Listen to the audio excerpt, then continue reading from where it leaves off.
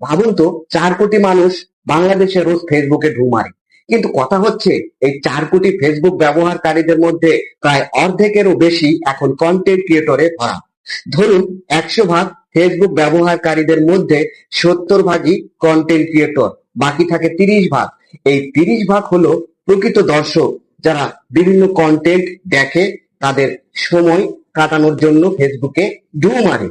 এখন প্রশ্ন হলো, এই 70 ভাগ কন্টেন্ট ক্রিয়েটরদের কন্টেন্ট আসলে কি বাকি 30 ভাগ যারা ফেসবুক ব্যবহারকারী রয়েছে তারা কি দেখে? 70 ভাগ কন্টেন্ট ক্রিয়েটরদের কন্টেন্ট কি আসলেই তারা দেখে শিক্ষণীয় কিছু পায়, বা তারা সবগুলো কন্টেন্ট দেখার আগ্রহ রাখে? আসলে বাস্তবতা হলো, 50 ভাগই কিন্তু যারা কন্টেন্ট ক্রিয়েট করে তারা কিন্তু ব্যর্থতায় পর্যবসিত হয় ভালো মানের কন্টেন্টের অভাবে। চলুন আজকে আপনাদের সাথে শেয়ার করি বাংলাদেশের বর্তমান প্রেক্ষাপটে কন্টেন্ট ক্রিয়েটরদের সফলতা এবং ব্যর্থতার কিছু বাস্তব চিত্র। দেখুন, বাংলাদেশে কন্টেন্ট ক্রিয়েটর হওয়া মোটেও কিন্তু সহজ নয়। ধরুন, গ্রামের একটা ছেলে ভিডিও বানাতে চায়, কিন্তু তার কাছে ভালো ক্যামেরা নেই, স্টুডিও নেই, শুধু আছে একটা মনের ভিতরে বড় স্বপ্ন। কিন্তু সমস্যাটা কি জানেন? প্রতিদিন হাজার হাজার ভিডিও আসছে এই ফেসবুক প্ল্যাটফর্মে। প্রতিযোগিতাটা যেন আকাশ ছোঁয়া। তার উপর নতুন কিছু করা আরেকটা বড় চ্যালেঞ্জ। আজ যদি একটা দারুণ আইডিয়া নিয়ে ভিডিও বানান, কালকেই সেটা ট্রেন্ড হয়ে যায়, আর পরশু মানুষ ভুলে যায়। আরেকটা বড় সমস্যা হলো, মানুষ এখন ভিডিও 10 সেকেন্ডও দেখে না, সঙ্গে সঙ্গে স্কিপ করে, ধাক্কা মারে।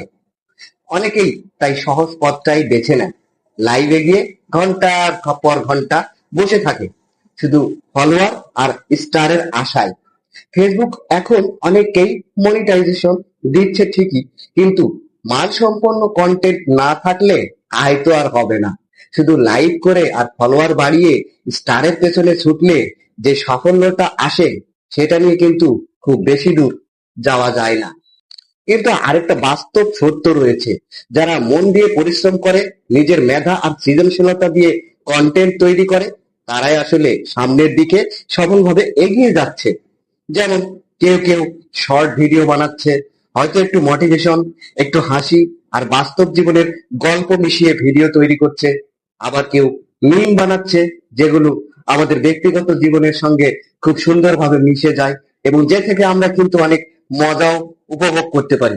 আবার কেউ কেউ লাইভও যদি করে, তার বিজনেস পারপাসের জন্য তারা লাইভ করে, যেমন নিজের পণ্যের প্রচার বাড়ানোর জন্য, নিজের পণ্যের সেল বাড়ানোর জন্য।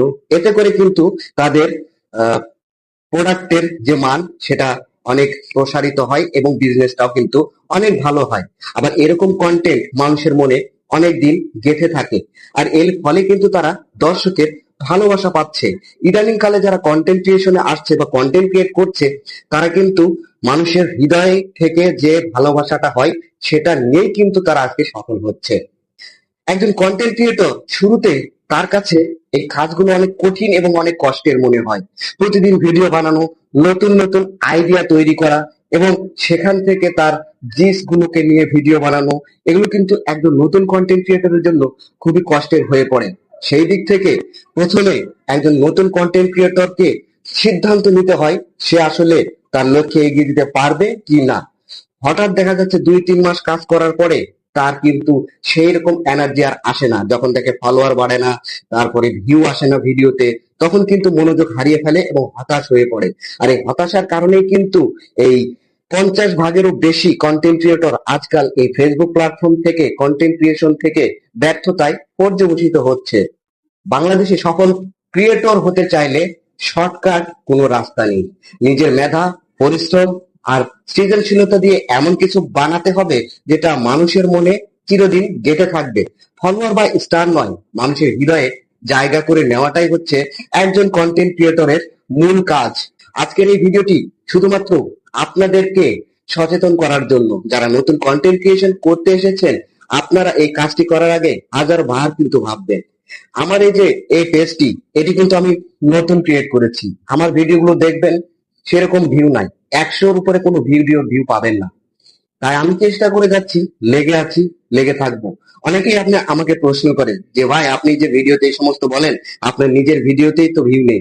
হ্যাঁ ভাই, আপনার কথা আমি অবশ্যই স্বীকার করে নেই যে আমার ভিডিওতে ভিউ নেই, কিন্তু আমি তো লেগে আছি, আমি তো এগিয়ে যাচ্ছি। এক সময় না এক সময় দেখবেন আপনার মতো কোনো না কোনো ফলোয়ার আমাকে সাপোর্ট করবে, বা আপনার মতো আরো হাজার হাজার ফলোয়ার আস্তে আস্তে আমার কন্টেন্ট গুলোর দিকে ফোকাস করবে।